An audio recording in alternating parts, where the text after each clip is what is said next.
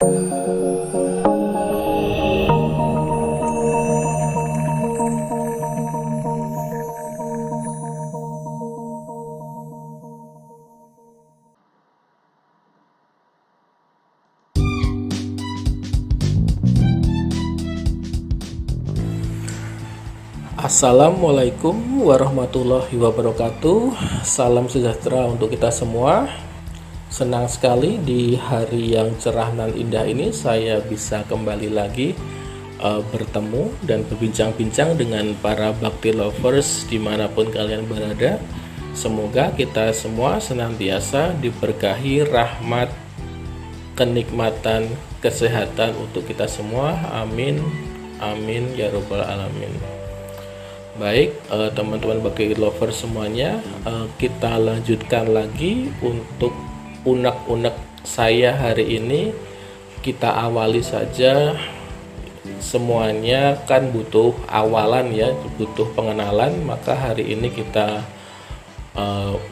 tema kita adalah tentang pengantar pemasaran dahulu. Baik, selamat menikmati unek-unek dari saya. Jika ada kritik dan saran bisa disampaikan melalui voicemail ini ataupun ke WhatsApp pribadi saya. Terima kasih.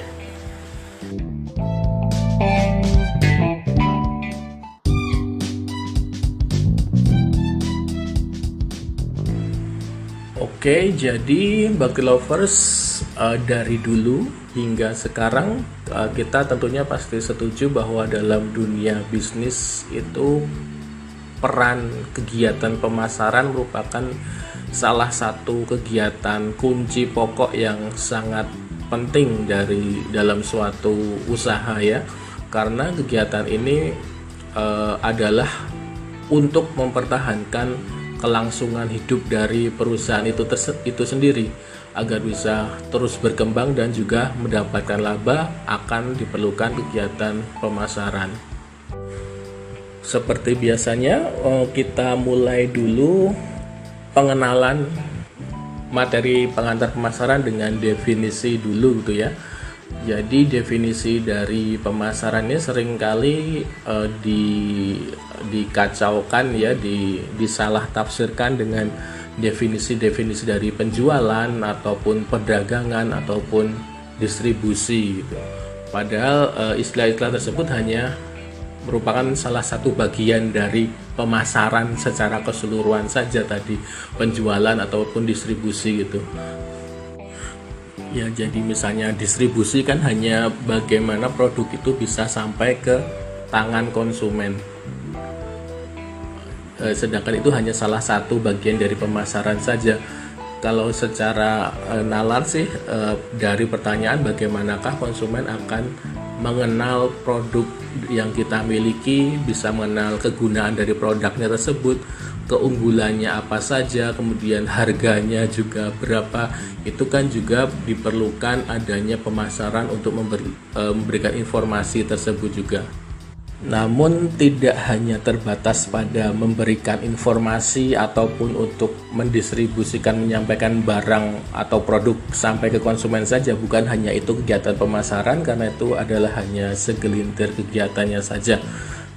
Dan juga dalam pemasaran juga diperlukan adanya manajemen pemasaran untuk mengatur keseimbangan dari setiap kegiatan-kegiatan pemasaran tersebut.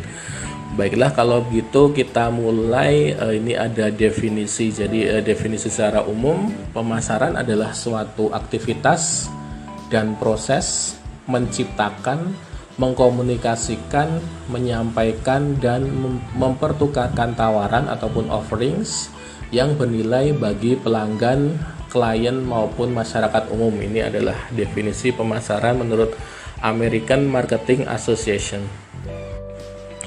Sedangkan menurut UK Chartered Institute of Marketing mendefinisikan pemasaran sebagai suatu proses manajemen yang mengidentifikasi, mengantisipasi, dan menyediakan apa yang dikehendaki pelanggan secara efisien dan menguntungkan. Sedangkan menurut Philip Kotler, menyatakan bahwa pemasaran adalah suatu proses sosial dan manajerial yang di dalamnya individu dan kelompok mendapatkan apa yang mereka butuhkan dan inginkan dengan menciptakan, menawarkan, dan mempertukarkan produk yang bernilai dengan pihak lain. Nah, dari definisi-definisi tersebut berarti dapat kita simpulkan apa fungsi dan tujuan dari pemasaran. Fungsi dari pemasaran yaitu untuk memperkenalkan bagaimana produk kita, bisa bentuk fisiknya maupun informasi-informasi yang berkaitan dengan produk tersebut.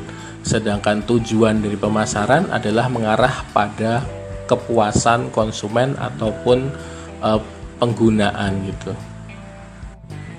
Jadi sekali lagi dari definisi tersebut dapat ditarik kesimpulan bahwa sebenarnya pemasaran itu jauh lebih luas kegiatannya daripada definisi penjualan, karena pemasaran mencakup seluruh usaha perusahaan yang diawali dengan mengidentifikasi apa sih yang dibutuhkan oleh konsumen. Ya, jadi kita identifikasi dulu apa yang diinginkan oleh konsumen agar konsumen itu bisa merasa puas apa yang mereka butuhkan. Kemudian setelah tahu apa yang dibutuhkan konsumen, barulah kita melakukan kegiatan untuk menentukan suatu produk yang hendak diproduksi yang akan memberikan kepuasan kepada konsumen tersebut.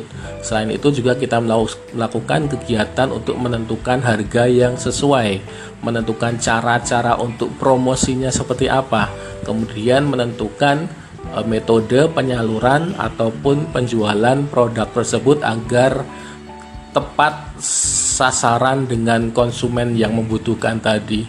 Jadi bisa diambil kesimpulan bahwa kegiatan pemasaran adalah kegiatan yang bersistem gitu ya, dari awal sampai akhir, dan bukan hanya mengenai penjualan saja gitu ya, teman-teman Bakti Lovers. Kemudian dalam kegiatan pemasaran ini juga dilakukan di suatu lingkungan pemasaran, yang mana lingkungan tersebut terus berkembang dan bersifat dinamis atau tidak statis atau mengalami perubahan. Jadi bagi pemasar, perubahan lingkungan itu dapat merupakan sebuah tantangan baru, bisa juga merupakan dipandang sebagai suatu kesempatan baru.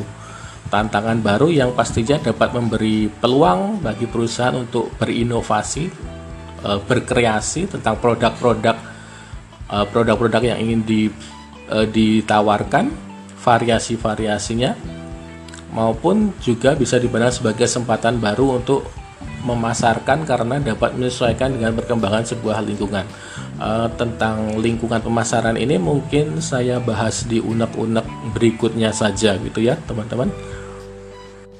Baik, kemudian selanjutnya adalah tentang lingkup pemasaran itu ya, sesuai yang tertera dari gambar, dari tabel, bahwa lingkup pemasaran dapat dijabarkan ke dalam beberapa unsur-unsur, yaitu bahwa pemasar bisa berupa individu maupun organisasi yang mencari respon atau pertukaran ya. Ada pertukaran itu untuk mencari respon, pemasar memberikan penawaran sedangkan pasar memberikan respon. Respon itu bisa berupa pembelian, tapi bukan hanya tentang pembelian saja, bisa juga berupa perhatian, berupa donasi, maupun suara dukungan juga merupakan bentuk respon dari pasar. Karena sekali lagi lingkup pemasaran itu tidak hanya mengenai barang ya, bukan hanya tentang menjual produk, itu bukan hanya barang. Mungkin kita bahas lagi di bab produk saja. Kemudian juga setiap pemasar pun juga memiliki berbagai macam tujuan yang ingin diwujudkan. Tujuan pemasar bisa adalah survival atau kelangsungan hidup, bisa berupa finansial atau adanya laba, mungkin ada keuntungan dari penjualan, bisa juga bersifat sosial, ya tujuannya adalah bukan untuk ekonomi tapi untuk sosial, misalnya kesejahteraan masyarakat, untuk pelayanan publik, untuk mengatasi isu-isu sosial kemasyarakatan itu juga termasuk tujuan dari pemasar. Kemudian bisa juga tujuannya tentang spiritual, juga tentang ekologikal atau kesadaran lingkungan, ingin meningkatnya konservasi lingkungan, itu juga termasuk tujuan dari tujuan pemasar, maaf. Sedangkan tujuan-tujuan tersebut akan dicoba diwujudkan melalui penawaran berupa produk. Produk itu sendiri adalah segala sesuatu yang ditawarkan kepada pasar untuk memuaskan kebutuhan konsumen. Ada banyak macam produk, mungkin nanti saja kita bahas produk. Kemudian pasar akan memberikan respon.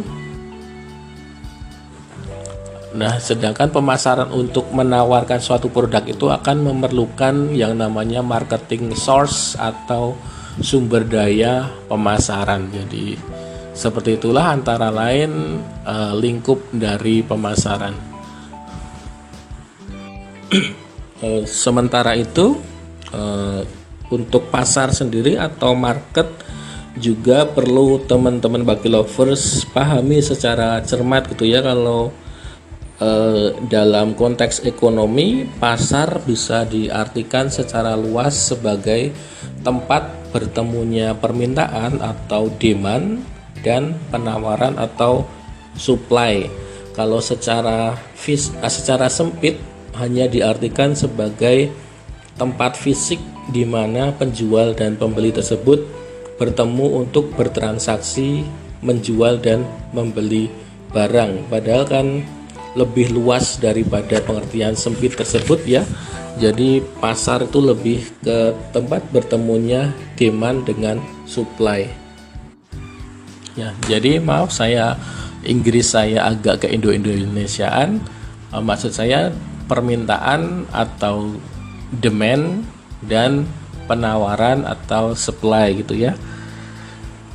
Sedangkan pasar berdasarkan kacamata pemasaran justru lebih mengacu pada kelompok pelanggan. Jadi pasar itu lebih ke kelompok pelanggan, baik yang aktual atau yang telah membeli atau yang sudah mengkonsumsi produk kita, maupun pelanggan potensial, yaitu pelanggan yang belum membeli atau masih berupa potensi untuk melakukannya saja.